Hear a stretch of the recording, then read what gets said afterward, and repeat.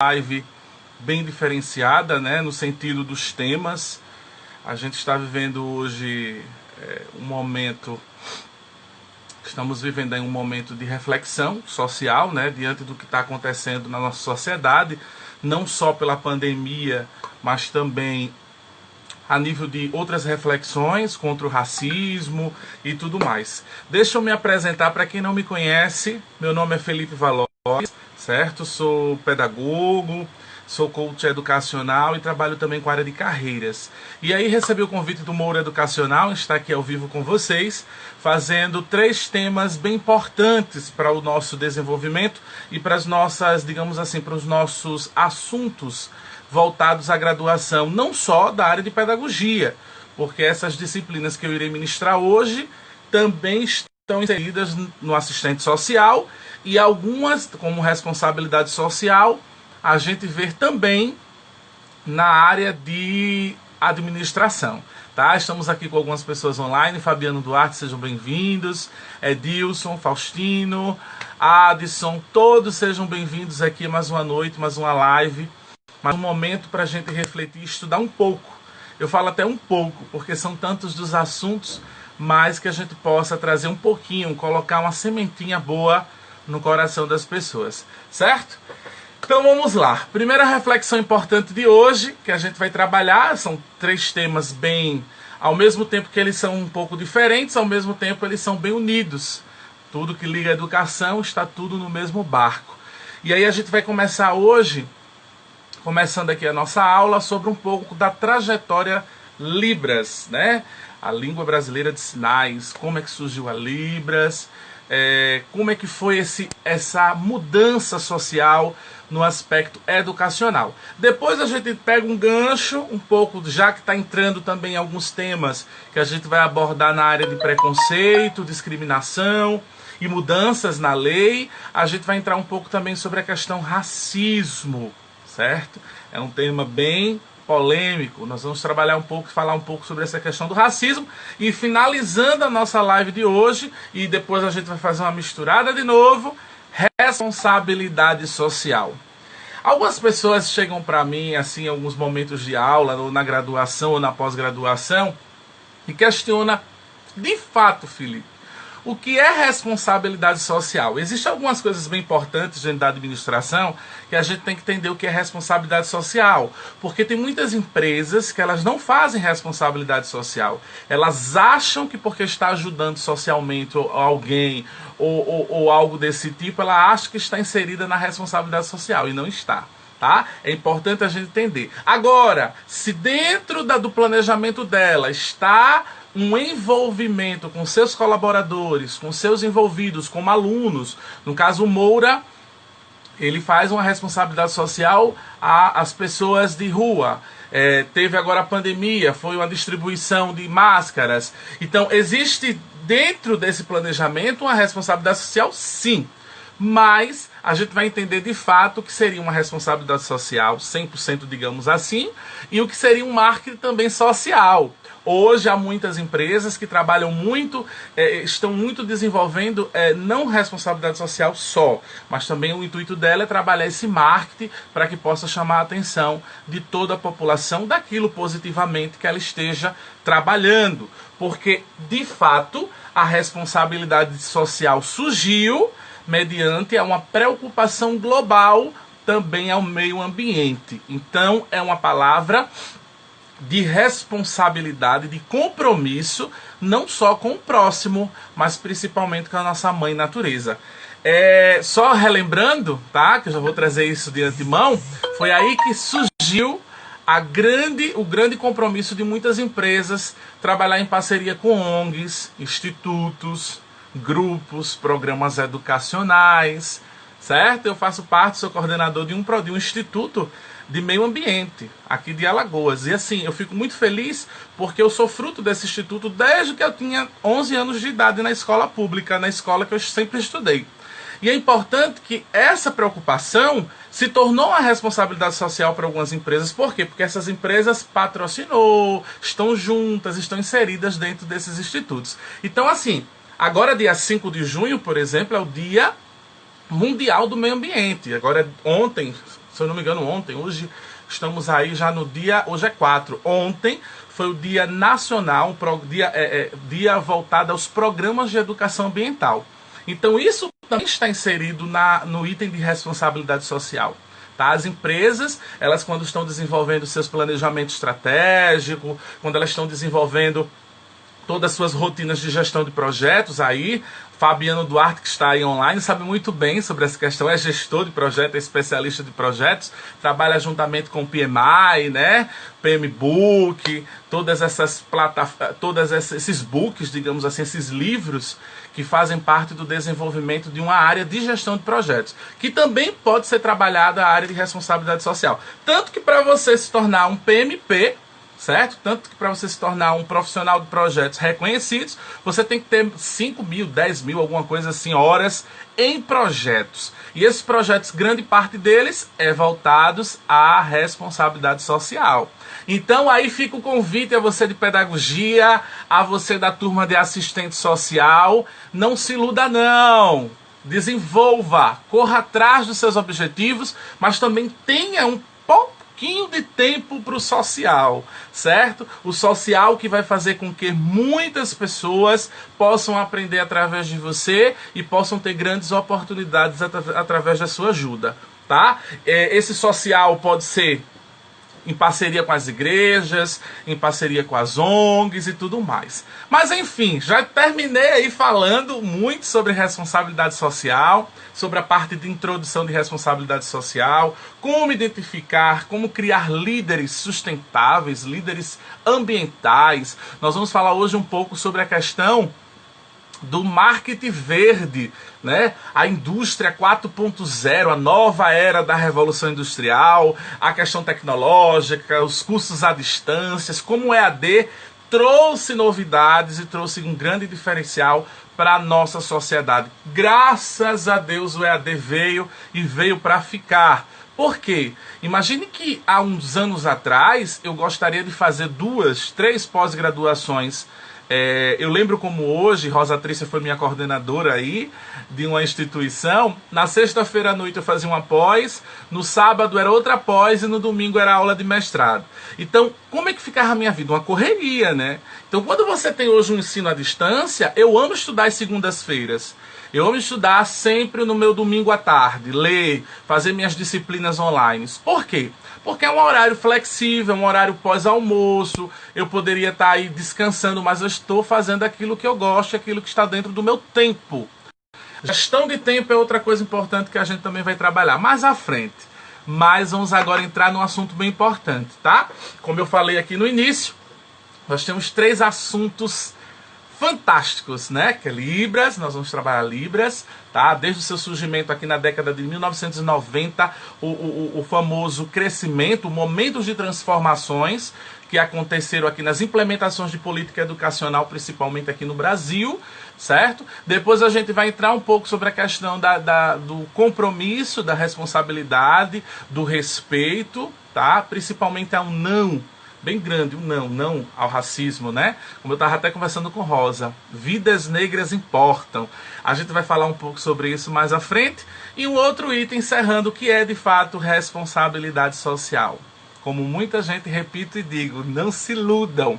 Você tirar uma foto dando uma cesta básica a uma pessoa que está precisando, colocando isso numa rede social, nem sempre isso significa, dentro da sua empresa, responsabilidade social. É uma outra coisa que a gente vai discutir no finalzinho, porque eu trouxe algumas evidências, algumas coisas que não é o Felipe só que está falando, é os autores, é aqueles que estão inseridos nas áreas administrativas. Principalmente quando a gente vai para 2 grandes autores, Chiavenato, nós temos aí nós temos Peter Drucker, nós temos, deixa eu ver outros aqui que eu tenho até as minhas pescas que eu falo são os meus livros, né? Lá atrás eu tenho as 2 bancadinhas espiritual e do lado de cá eu tenho 5 voltadas à educação. Então qualquer coisa já dão uma olhada sempre, já descobriram até meu segredo, né? Dão uma olhada, lembro e aí a gente comenta o assunto. É sempre bom deixar bem claro, porque a gente que está ao vivo, a gente não pode deixar de esclarecer isso para depois não estar aí na rede social, olha, você estava pescando, mas estou mesmo. A gente tem que estar sempre olhando aí grandes autores e comentando, até porque hoje O que a gente fala aí ao vivo, o que a gente deixa registrados em lives, a gente tem que ter muitas evidências, tá? E assim, não sou nenhum doutor, não tenho livros publicados para estar dizendo que é um conceito realmente 100% Felipe. Tenho minhas opiniões, tá? Tenho os meus modos de pensar, isso é importante, né? Como diz Paulo Freire, temos que ter mentes críticas. E a gente tá aí no meio social, onde a gente tem, às vezes é mal interpretado como a gente se expõe, como a gente também vem falar sobre determinados assuntos. E assuntos tão polêmicos como esse, tá? Professor, vamos lá. Começando os nossos assuntos sobre Libras. Deixa eu ver quem está aqui online. Vamos lá. Luiz. Olha, Luiz é da área de gestão pública. Parabéns aí, que a live de hoje envolve disciplinas também para você também na área de responsabilidade social, e muito importante mais ainda, porque o pós-pandemia vamos ter que ter corações de pessoas com responsabilidade social, que possam se envolver, que possam estar aí, quem sabe, Luiz, fundando aí um instituto, né, uma ONG que venha trabalhar de fato, socialmente falando aí para nossas terrinhas, e as terrinhas de Atalaia, Capela e outros municípios mais, que fazem parte do muro educacional. Queria deixar também um forte abraço, estou morrendo de saudade. Essa semana eu estava pensando aqui numa turminha especial de Champreta. Champreta, terra maravilhosa, me acolheu de coração aberto pelo muro educacional. E assim, não posso deixar de estar aqui cumprimentando Cristina, coordenadora também. Tá? Mari Leonardo, obrigado, você é um ótimo instrutor, letras presente. Letras, maravilha, muito bom. Então vamos lá, vamos para os assuntos, porque assim, é rápido demais. Quando você acha que está se empolgando, está nos assuntos estratégicos, o seu tempo já está acabando aqui, tá? E agradeço aí a gentileza, só explicando que a gente começou a live um pouquinho mais cedo, porque infelizmente tem um compromisso daqui a pouco de família, um problema sério, e aí eu vou ter que me ausentar às 19h30. Mas estamos juntos. Quem não assistiu essa live, meu forte abraço, desculpa aí se não viu o recado das 18h20, mas deixo aqui que vai ficar online e vai ir para o YouTube também, tá certo? Então vamos lá.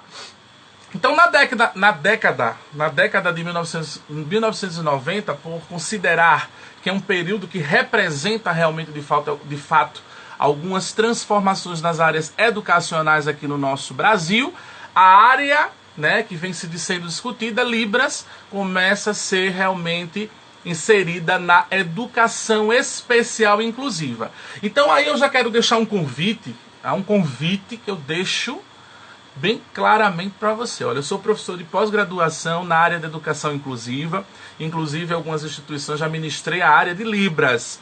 Porém, o convite que eu deixo para você, mesmo que você não tenha o domínio da língua de sinais, é importante que entenda que existem tantos cursos online como presenciais. São cursos livres que você pode fazer e automaticamente tem várias instituições que você pode até se identificar. Olha, eu gostaria de ser voluntário. Vou até citar uma aqui que é a parceira do Moura, a Pestalozzi. De repente você pode chegar lá na Pestalozzi, estou fazendo um curso, gostaria de apoiar vocês aqui voluntariamente, e aí você vai fazendo as práticas desse curso, tá certo? Então, assim, meu forte abraço, eu quero deixar aqui um carinho super especial a todos aqueles que estão intérpretes, aqueles que apoiam a causa da inclusão. Eu não só falo na área de Libras, tá? Eu falo também em todas as áreas de inclusão. A síndrome de Down, o autista, todos aqueles que estão inseridos também na educação especial e inclusiva. Então, você, pedagogo, terminou a formação, se identifica com a área de inclusão. Antigamente, até, eu vou falar até por mim, né? Terminei pedagogia. Foi terminado pedagogia e agora? Vou fazer o quê? Vou fazer uma pós em síndrome de Down, vou fazer uma pós sobre autismo, vou fazer uma pós só em Libras. Antigamente não existia esses temas separadamente, digamos assim. Era uma pós em educação especial inclusiva. Definido. Hoje, já se tem a necessidade de se estudar muito mais do que só a educação especial inclusiva. Mas sim, cada PCD, cada portador com deficiência, cada área específica, porque é muito simples a gente falar de inclusão, onde a gente não conhece de fato aquela necessidade, aquele apoio que nós temos que dar as famílias, principalmente na área de autismo. Por exemplo, a gente fala de autismo, é muito bonito, bota o selinho e tal, eu sempre comento isso, mas às vezes o pedagogo, o professor, o psicopedagogo, ele não se interessa em estudar como foi o surgimento do autismo, quem são os médicos, como é que está a evolução dessa área de educação inclusiva, como é que está a aceitação, como é o apoio da família. Aí a gente entra também, voltando para a nossa aula de hoje, a mesma coisa dos surdos.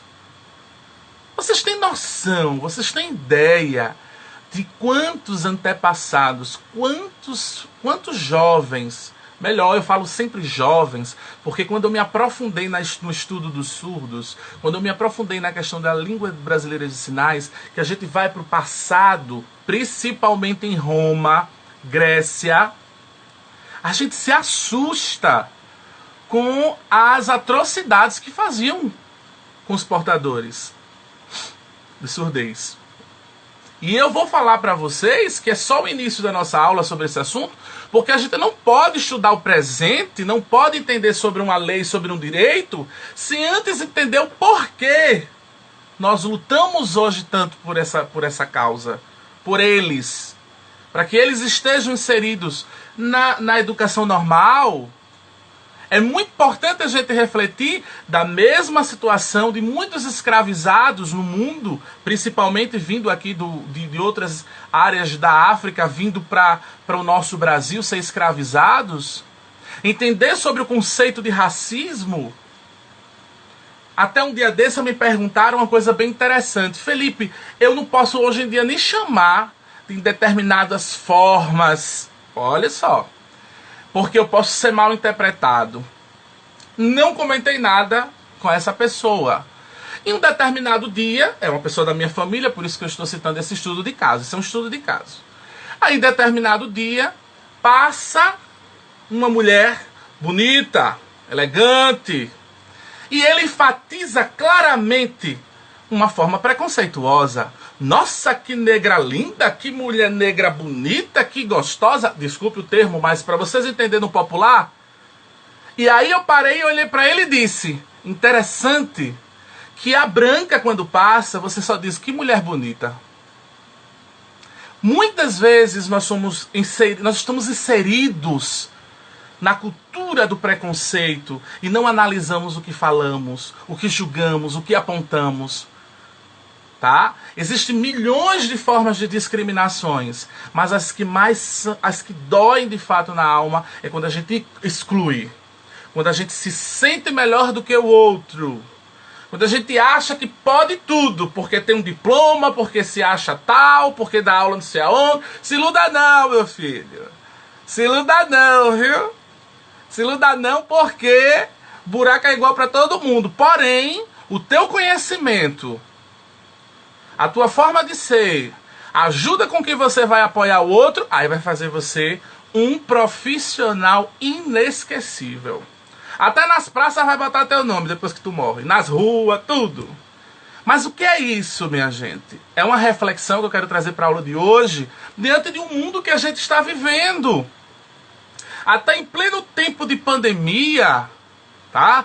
Em pleno tempos digamos, de necessidades, onde a gente teria que implantar responsabilidade social, a gente depara com cenas na televisão em outros países e no nosso também, de racismo, de preconceito. Quantos os nossos colegas, eu lembro porque eu vim de escola pública, tá? E na escola pública se tem muito essa questão do bullying, em todas as escolas, na verdade, né? Em todas. Mas na pública a gente enfatiza um pouquinho mais, porque a gente julga, né? Ah, porque não teve tantas oportunidades na vida, os pais não incentivam. Mas eu via também muita maldade. Muita maldade vinda das próprias famílias. Olha que neguinho safado. E aí quando a gente escuta algo desse tipo, dói. Porque se você vai fazer uma análise cultural de raiz, todo o nosso povo brasileiro é índio, negro, branco, europeu. Nós somos uma terra que tem essa mistura. E quando a gente vai para o preconceito com o deficiente auditivo, que muitas vezes tem dificuldades não tem condições financeiras de ter um curso ou uma oportunidade, ou não está inserido num programa e termina desistindo de estudar.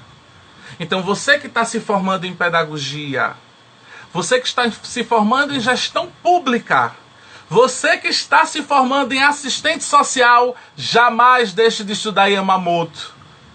Como diz aí o nosso querido professor também, aí o Robson, Paulo Neto, já falava sobre isso, sobre itens voltados à desigualdade social. Eu sou pequeno, tá? Eu sou um professor pequeno para falar desses assuntos, onde eu tenho um Levi da vida, eu tenho um Robson que é da área, são da área de sociologia. Eles sim se aprofundam bastante sobre esses temas. Mas o pouco que eu posso trazer aqui para você é a pergunta: será que nós somos realmente acolhedores à causa da Libras? Ou a gente utiliza a inclusão como uma ideia de oportunidade?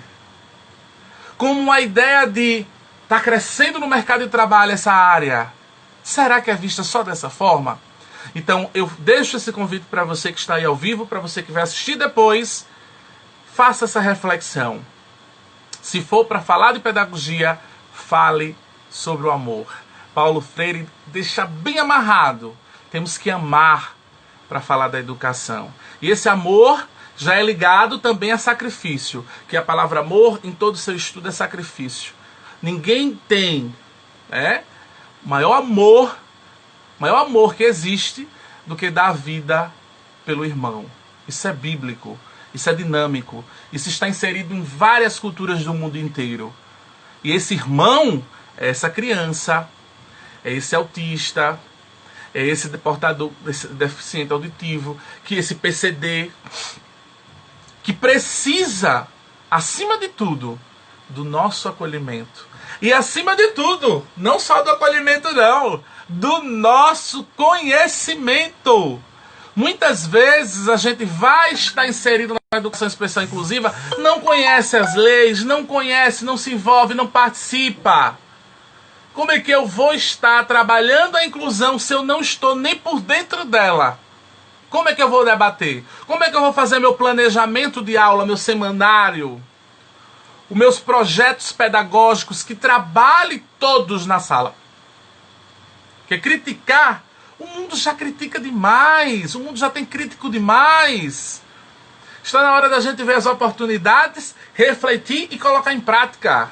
Colocar em prática. Seja você estudante físico, foi EAD, sua faculdade, foi presencial, não importa. Importa o teu conhecimento, a tua oportunidade e aquilo que você chegou para fazer de diferencial na vida das pessoas. Tá certo? Então vamos lá aprofundar os nossos conhecimentos na parte histórica da educação dos surdos, principalmente na Europa.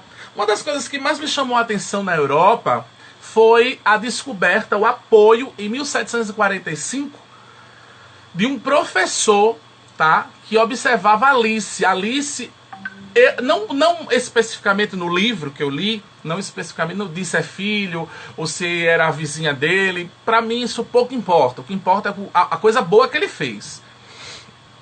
E ele observando todas as crianças felizes, isso já é 1750, digamos assim, porque em 45 ele começou a trabalhar nessas observações. E aí ele começa a perceber o quanto aquilo entristecia aquela criança e ele, por ser um educador, por ser um profissional da área e não poder fazer nada. E aí ele vai desenvolver todo esse suporte na França. E olha que a França, 1750, já se pensava nesse acolhimento aos surdos. Agora, coisa boa, né? Agora vamos entender um pouco o que os nossos amiguinhos, os nossos antepassados, os nossos irmãos, né? Portadores e surdos sofreram em muitas eras, em muitas épocas. E eu tô falando pra você que acha que conhece história, viu? Porque isso mexeu comigo mesmo. É importante que a gente pare para pensar que a gente vai levar determinados assuntos, principalmente se você não for da área de pedagogia, de repente você vai para o ensino médio ou até para o ensino superior, e as pessoas ainda não entendem sobre cotas, as pessoas ainda não entendem sobre racismo, as pessoas ainda não entendem sobre inclusão. Vai para a história. Faz com que teus alunos estudem. Para de estar olhando tanto romance, de passar o dia todinho no Instagram da vida, olhando a vida dos outros, enquanto às vezes você tem um concurso pela frente que vai fazer uma pergunta e vai dizer 1, 2, 3, 4, 5, marco essa. Eu tô sendo direto. Hoje eu tô sendo direto nas minhas lives. Precisamos acordar para essa parte histórica. Olhe que eu não estou puxando o saco agora para a UniFCV não, viu? Mas as apostilas melhoraram 1000%. Apostilas não, livros, evidências. Eles trazem todos os temas. Você que é aluno da graduação ou de outras áreas, fica ciente disso, tá? Fica ciente que as tuas apostilas que você está recebendo em PDF, não aprende só a guardar em pendrive, não. Antigamente eu dizia engavetar. Engavetar era para quem fazia faculdade na minha época, né? Era um monte de xerox. Xerox não, fotocópia, porque xerox é a marca. A gente pegava as fotocópias, pegava, gastava horrores. Mal liga. Hoje é PDF, sustentabilidade, responsabilidade social com o mundo. E sabe o que as pessoas fazem? Baixa, faz a prova, não presta mais, guarda, ou exclui, ou perde, não bota nem nas nuvens, nem toma Red Bull para voar. Presta atenção, pessoal. Vocês estão com material rico, diferencial, para estudar para concurso, para estudar para tudo. Então vamos entender um pouco do funcionamento aqui, como é que surgiu realmente a visão do surdo, como os surdos eles eram vistos socialmente falando. O que mais me doeu foi Roma, certo? Roma, para vocês terem uma ideia, eu trouxe aqui uma evidência, todo lado aqui com uma evidênciazinha de datas, para eu não falar nenhuma abobrinha, tá? 476 depois de Cristo. Olha, eu estou falando que já conheceram o cristianismo, o amor ao próximo. Povo de cabeça dura. Sabe o que eles faziam com os surdos? Para você entender o que eles passavam, eles não eram perdoados, como se precisasse, né, ser perdoado de alguma coisa. Eu sou surdo, oh meu Deus, sou castigo. Eles entendiam isso como um castigo, como feitiçarias. Uma pessoa que era surda era amaldiçoada. Ela foi castigada por bruxarias. E aí, não tendo a cura, como a gente sabe nos dias de hoje, né? Oh meu Deus, não preciso nem entrar em detalhes.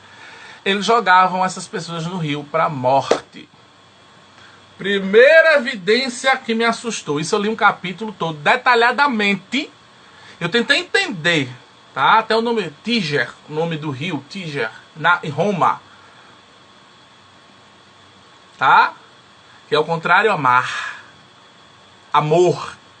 Quando você pega Roma e inverte, né? Amor. De amor, com toda sinceridade, Satanás pra lá. Porque Jesus da causa. Se você pegar uma pessoa só porque ele é surdo, joga de rio abaixo e diz assim, vai pra lá amaldiçoado, tu não serve pra nada. Enfim, eu só estou trazendo isso para vocês refletirem o quanto os nossos irmãos ainda sofrem. Se sofrem nos dias de hoje, imagine o passado. Vamos para outra localização desse sentido também. Na Grécia, né, os surdos eles eram considerados inválidos, certo? E muito incômodo para a sociedade. Imagina, não serve, não tem como trabalhar, tá? É uma pessoa excluída. Então eles eram condenados à morte também. Lançados abaixo dos rochedos. Veja que na parte alta da Grécia, você é surdo. Não serve. Jogavam você naquele local. Triste, né? Quando a gente percebe que naquela época se matavam, hoje se magoam, hoje ainda há discriminação, ainda há brincadeiras de mau gosto com essa falta de inclusão. Incluir é estar, é estender as mãos.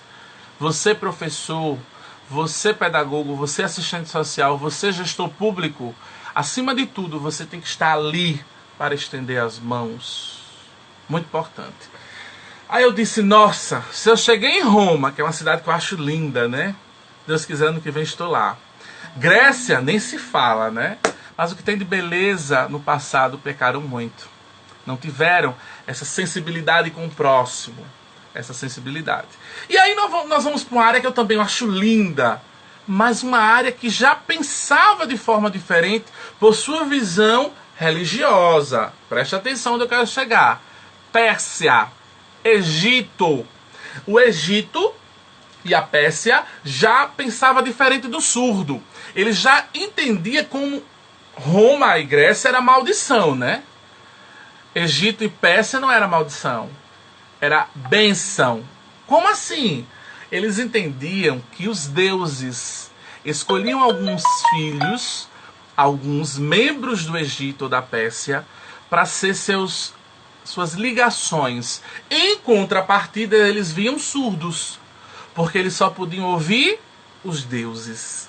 Então eles pegavam essas pessoas, essas que chamavam na época de criaturas privilegiadas, enviada dos deuses, porque acreditavam que eles se comunicavam até em segredo com esses deuses. Então havia um forte sentimento de respeito, humildade, solidariedade, ligado ao surdo do Egito e da Pérsia, tá? Se fosse para nascer em algum lugar, por favor, era para ser no Egito.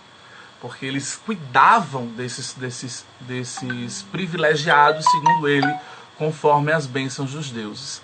Que pena, né? Que pena que países como esses, locais como esses, civilizações como essas, transformaram na vida de muitos inferno. E assim, e nos dias de hoje, nós temos esse desafio de acolher o próximo, de estar inserido, de trabalhar a inclusão nesse sentido profissional. Tá certo? Vamos aqui entender um pouco mais, tá? E outras áreas específicas, existia muitos filósofos, tá? Muitos filósofos até como Sócrates, por exemplo, ele perguntou a um dos seus discípulos, suponho que nós... Olha o que ele disse aqui, deixa eu pegar aqui a evidência, tá aqui pertinho que eu separei, que isso me chamou muita atenção no livro da área de Libras, a parte histórica, que diz bem assim, ele diz assim, Sócrates perguntou ao seu discípulo, suponha que nós não temos voz ou língua e queiramos indicar objetos um ao outro. Não devemos nós, como surdos mudos, fazer sinais com as mãos, a cabeça e o corpo? Então veja que o filósofo Sócrates ele já questiona a minha gente. O homem era o homem. Ele já identificava possível línguas de sinais. Ele já achava assim que a inteligência existia 100%, lógico. Existiam muitas pessoas ali que eram inseridas socialmente falando, competentes, capazes, e só bastava a gente, ó, fazer ali realmente esse trabalho com surdos mudos através das mãos, da cabeça e do corpo. Aí vem a questão da leitura labial e outros mais na área de Libras. Interessante, né? Interessante. Porém, infelizmente, alguns filósofos, mesmo naquela época de Sócrates, chamavam a palavra como mobilidade. Então ele pensava o seguinte, associou a clareza da palavra com a mobilidade da língua. Então outros filósofos, que eu não vou aqui citar nomes, né, para a gente não se aprofundar muito só nesse assunto de história, mas que a gente precisa entender que muitos deles tinham preconceito. Esse preconceito, excluía de fato aqueles que não tinham como ser ouvidos. Mas existia a escrita, e a escrita a gente vai falar mais na frente, tá certo? Pessoal, eu quero deixar aqui um convite, tá? Que eu estou bem empolgado, que esses assuntos me deixam super felizes. Falar de inclusão, eu acho que é falar realmente de muita coisa boa. A gente aprende muito com os nossos irmãos, tá? E principalmente eu, em todas as áreas, sempre gostei desse assunto voltado também à responsabilidade social e tudo mais. Quero deixar aqui um convite a quem está online, Mari, Camila, Michele, Alda Cavalcante, todos que estão aqui online. Podem deixar suas perguntas ou seus questionamentos ou alguma observação sobre determinado assunto, que aí, se eu souber, perfeito, já respondo aqui para você. Também se eu não souber, não se preocupe, eu sou de ir no direct e depois esclarecer com vocês, tá certo? Então vamos entender mais um pouquinho aqui para a gente encerrar essa área de Libras, para a gente ir no segundo assunto, que é um assunto bem importante, que é a área de igualdade social, respeito ao próximo e tudo mais. Então não esqueçam, a partir da página 9 da apostila de Libras, vocês vão estudar sobre o surgimento da língua de sinais, toda voltada aos Estados Unidos, França, como foram os primeiros países a desenvolver as deles também, e aí vindo para o Brasil, para as nossas realidades. Então, existiu alguns decretos, tá? A partir de 1957 aqui no Brasil.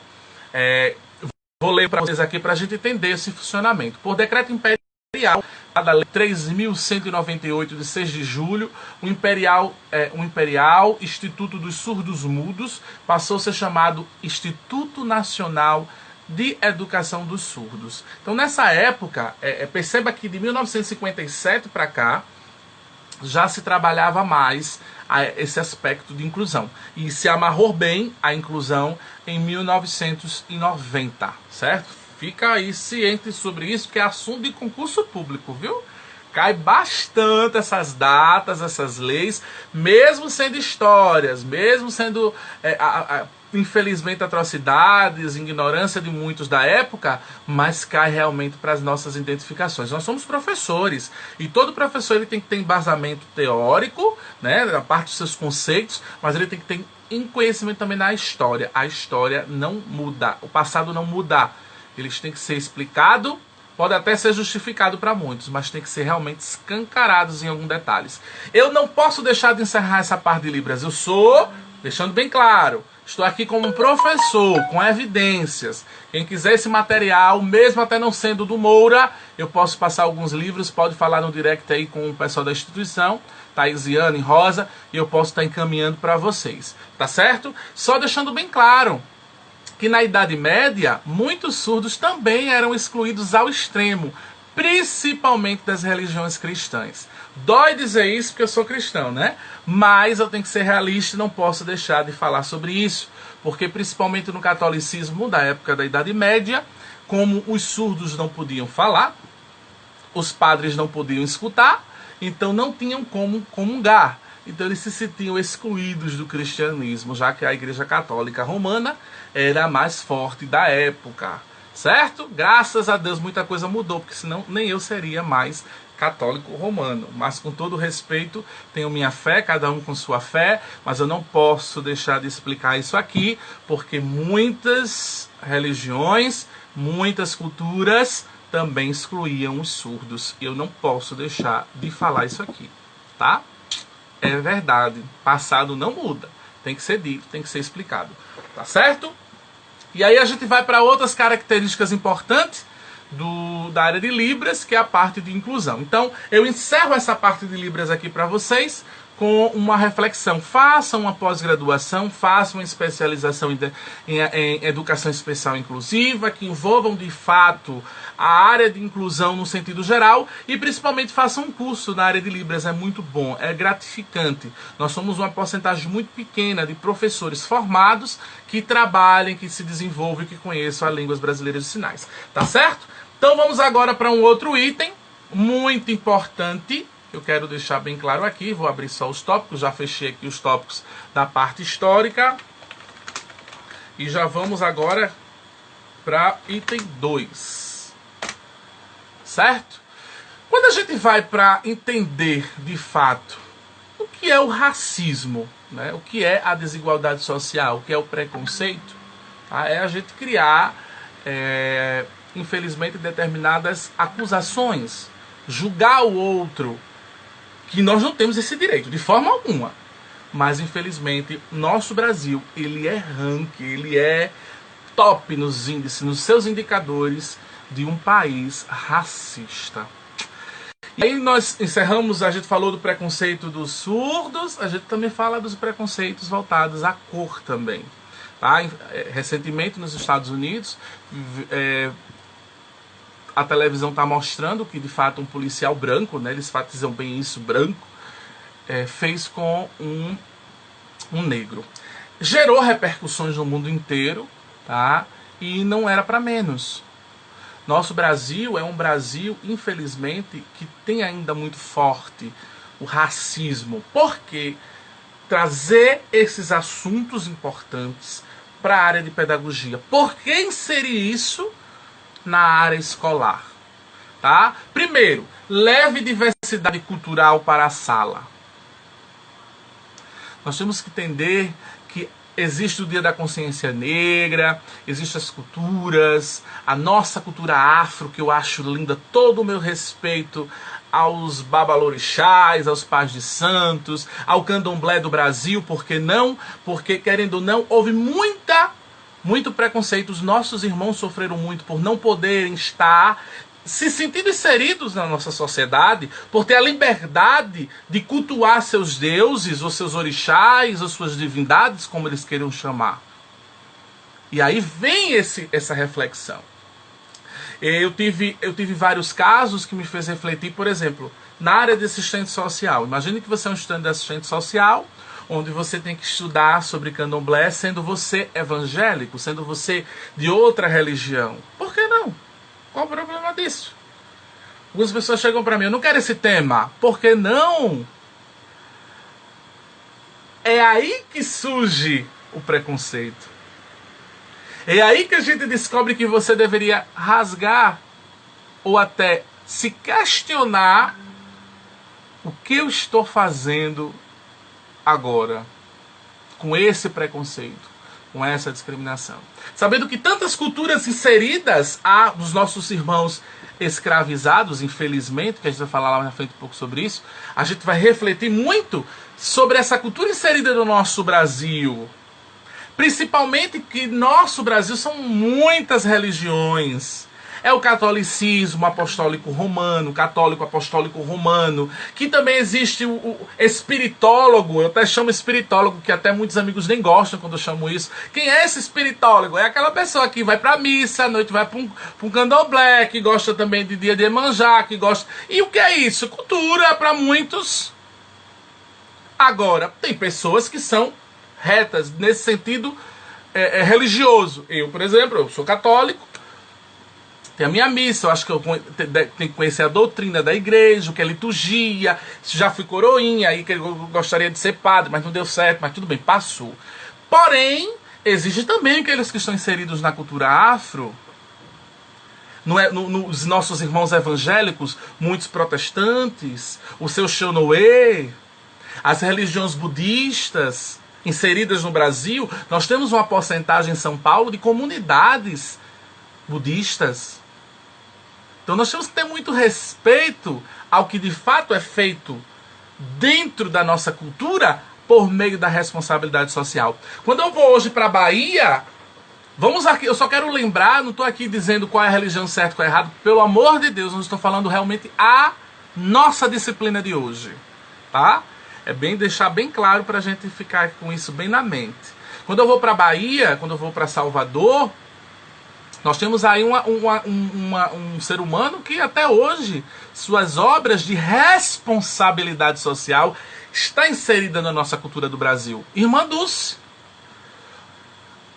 Então você está falando do catolicismo, não seja por isso, vou falar de outra religião. Os espíritas têm aí o maior, depois de Chico Xavier, para mim, o maior psicólogo, maior ser humano no sentido de responsabilidade social daquela terra, da Bahia, Divaldo Franco. Então nós temos que entender que nossas raízes estão inseridas, mas acima de tudo, num povo que merece nossa atenção, nosso cuidado, nosso amor. Então preconceito às vezes já surge da nossa forma de falar, a nossa forma de julgar o outro, a nossa forma de que a gente realmente faz do outro o julgamento. A gente se sente no direito de julgar. Porque eu sou certo, porque a minha religião é certa, porque o meu mundo é certo. E é mesmo. Ótimo. Faça o mundo se tornar melhor. Use isso ao seu favor. Porque quando a gente muda, quando a gente se torna uma pessoa melhor, o mundo não precisa nem a gente falar nada. As pessoas que estão no nosso convívio, viu, sente isso. Quem é de fato a gente? O que é que a gente precisa para ajudar e para apoiar o outro? Muito importante essa reflexão, tá? Então todo o meu respeito a todas as religiões. A gente entrando agora num assunto tão importante dessa questão cultural, dessa questão de respeito. E como levar isso para o nosso conceito, para o nosso contexto, nosso contexto escolar? É aí que tem que começar as nossas raízes. fazer com que as crianças, porque a gente tem um ditado que diz assim, né? O pequeno se faz o grande, e é o pequeno que se faz o grande mesmo, porque nenhuma pessoa, nenhum ser humano nasce racista. Ele se torna pelo que escuta, pelo que vê, pelo que a família diz, pelo que a família representa. Aí vem uma questão educacional, onde deve se pedir desculpa ao outro, deve se pedir licença. A gente esqueceu senhora, aquelas palavrinhas tão simples que estão sendo esquecidas e abandonadas, e acham que porque pegam essas crianças e colocam na escola, eu, você, todos os educadores têm a obrigação de ser pai, psicólogo, mãe, amigo, padre, pastor, tudo. E não é assim. E não é assim. De forma alguma não é assim. Vamos prestar atenção muito na nossa postura diante como profissional para trazer dentro da sala de aula, nesse contexto escolar, assuntos assim como racismo. Então, exponha os alunos a uma variedade de pessoas e ambientes. Não se pode. Esse grupo só tem brancos, esse grupo aqui só são negros. Não existe. Temos que misturar. Somos irmãos. Somos inseridos na mesma classe, na mesma sociedade. Corta o pulso. O sangue é da cor igual para todo mundo. Martin Luther King, um dos maiores pastores evangélicos do mundo, praticamente a vida inteira naquelas terras da América, lutando contra o racismo. E muitas vezes o racismo dentro da própria igreja dele. Dentro da minha igreja, dentro da sua igreja, dentro do seu templo, dentro do seu terreiro.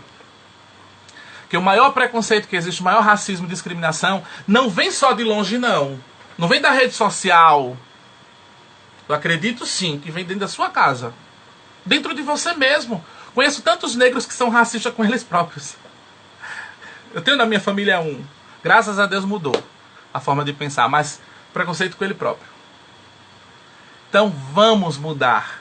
Estamos mais do que tarde para essa reflexão. Precisamos mudar. Precisamos se tornar pessoas melhores para que essas crianças vejam na gente, o professor, um exemplo, um espelho. Para se realmente no futuro dizer, valeu a pena a educação.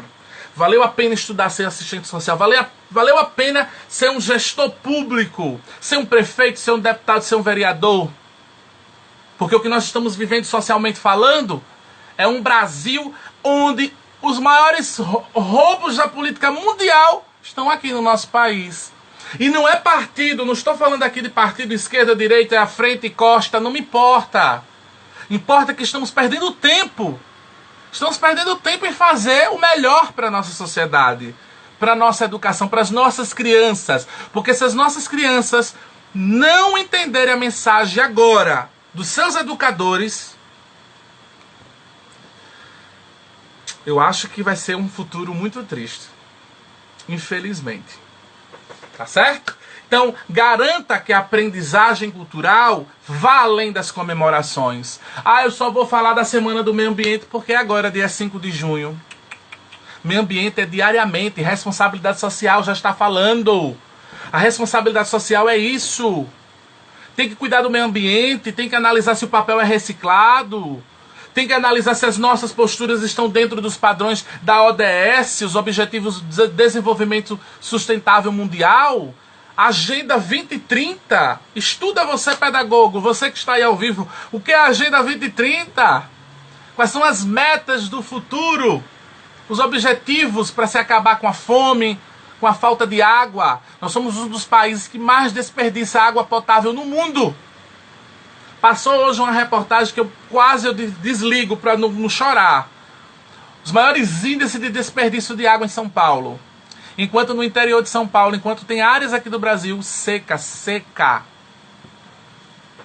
Vamos refletir. Muitas pessoas acham que quando a gente fala muito de corrupção, a gente tem uma mania do auto-julgamento, né? Eu vejo nas redes sociais da galera aí, se tiver algum aí online, me perdoe a direta. Mas, às vezes a gente julga muito essa questão muito da corrupção voltada só ao dinheiro. Corrupção não só é o dinheiro em si. Corrupção, se você for olhar no dicionário Aurélio, é podridão, é fazer algo contrário. fazer algo que destrói. Então, eu posso comprar um roubo, eu sou corrupto. Eu posso roubar, fazer um gato na minha casa, eu sou corrupto. Eu posso chegar para uma criança, falar de uma forma que traumatiza essa criança, eu estou fazendo corrupção, sendo podre. Como é que eu vou querer um mundo melhor? Falar do outro, que o ladrão só é o bandido, e quem colocou o bandido lá? Eu e você. Então vamos acordar, já estamos acabando, meu Deus do céu, como passa rápido. Rosa, já tá acabando aqui mais uma live hoje, viu? Mas vamos entender, ainda dá para puxar aqui para responsabilidade social. Então a gente tem que se questionar sempre nas nossas atitudes, como é que está a nossa vida, os nossos pagamentos. A gente fala de corrupção, mas a gente é o primeiro a dever a Deus e o mundo pagar. Ir pro SPC.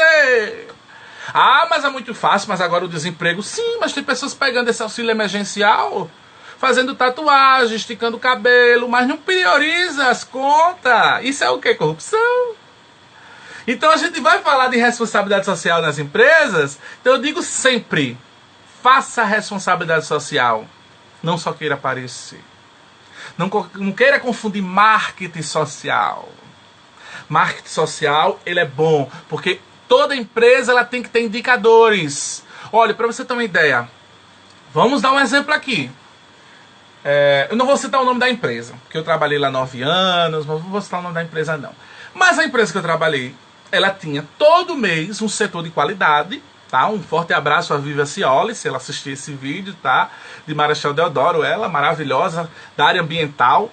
E ela fazia os cálculos até do lixo.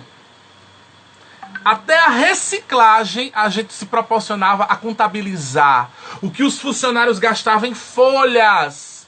Mas Felipe, a empresa tem dinheiro, vai contar folha, é lógico. Folha é ambiente.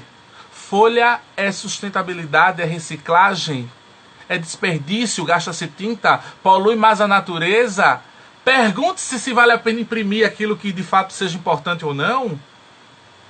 Então a gente já vai trabalhar a Semana do Meio Ambiente. Amanhã é Dia Internacional do Meio Ambiente. Então que a gente possa desenvolver responsabilidade social com a visão social, tá? Use os produtos mais naturais possíveis. Compre dos pequenos. Rosa Trícia falou isso na live. Compre dos pequenos, dos microempreendedores, tá? Não vamos esquecer os microempreendedores, não desconsiderando os nossos amigos grandes, que também são inseridos na sociedade, fazem parte e precisam do nosso apoio, porque eles contratam também, meu Deus, 2, 3, 4, 5, 10 mil funcionários de uma vez. Mas, nesse momento de pandemia, compra dos pequenos, é aquele supermercado pequeno, é a padaria, é tudo mais. Precisamos entender o que é a responsabilidade social nessas atitudes também, tá certo?